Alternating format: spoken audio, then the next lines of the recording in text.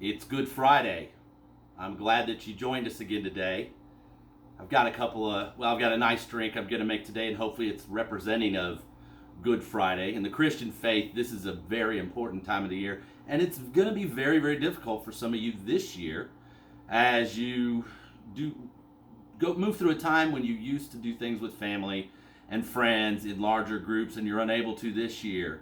But I wanted to make a drink that maybe you could call some friends and make together and talk on the phone, or even call your extended family and make this drink with them.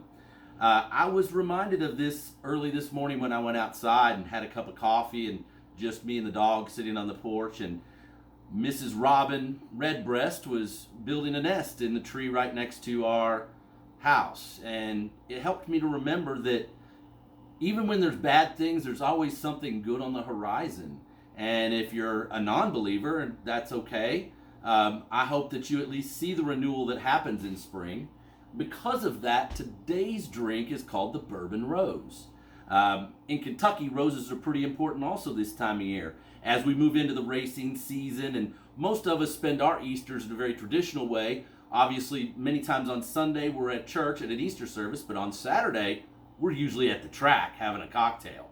And that's just what we do here where I live. Keeneland Race Course is the preeminent track in the country, in most of our opinion, the nicest track in the country. And we moved from Keeneland into that run for the roses. And this drink is called a Bourbon Rose. Let's go ahead and start this for you, okay? Easy drink to make. Easy to make. So you should all have the ingredients for this at home. Put some ice in our glass. This is another one that we will shake. Now let's start. Always make two, because it's no fun to drink alone. Although I've been known to do it on occasions when I'm in a bad mood. But let's go ahead and start with, it calls for 1 3/4 ounce per drink. So that's going to be 3 ounces of bourbon. Our awesome Old Forester mainstay bourbon. I'm going to go ahead and go 4 ounces today. We're going to raise this up a little bit. So there's 4 ounces of bourbon. Now, yesterday I had a long conversation with a very good friend of mine. Apparently, over the past few weeks, I've been calling Cointreau a cognac.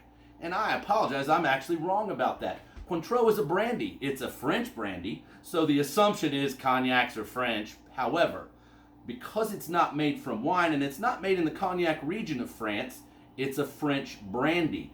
Basically, it's the distillate of beets and orange rinds and other spices to make the Cointreau. But today we're going to use the United States redneck version of Cointreau. It's called triple sec. A lot less expensive. Because we're washing this out with some other ingredients, we do not need the high-end Cointreau. Its subtleties would be lost in this drink. So pick you up a bottle of triple sec. Now, of the triple sec, just 2 ounces. That's all we're going to need for the triple sec. And that's my 1 ounce side. So I'm going to do 2 of those. There you go. Now the drink calls for, per drink, about 3.5 to 4 ounces of orange juice. Your drinks will be better if you always use the freshest juice that you can get. I did these straight from oranges today. It's hand squoze orange juice, and you should do that as well. It makes a huge difference. So let's go ahead and put our orange juice in. And this has kind of got a neat little presentation once we're done here. Shake this one up.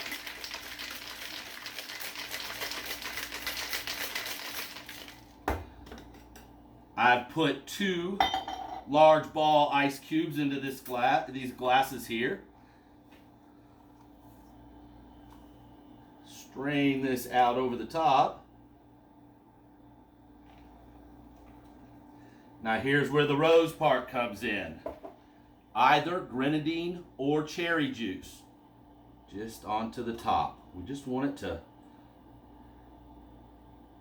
flower out some. Make it nice and pretty. You don't need a whole lot of this unless you're making it for somebody who wants a little bit extra sweetener. So here we have the Bourbon Rose, our Good Friday drink of the day going into Easter Sunday weekend. Let's get a close-up of this so you can see this. And let me tell you something we have to remember as we look at the rose. Roses do not bloom hurriedly. For beauty, like any masterpiece, takes time to blossom. Take your time through this time period while we try to figure out our new norm and what we're going to do. Learn something, do something, develop something. Don't waste time looking at the thorns, or you will miss the roses. Have a bourbon and have a great weekend.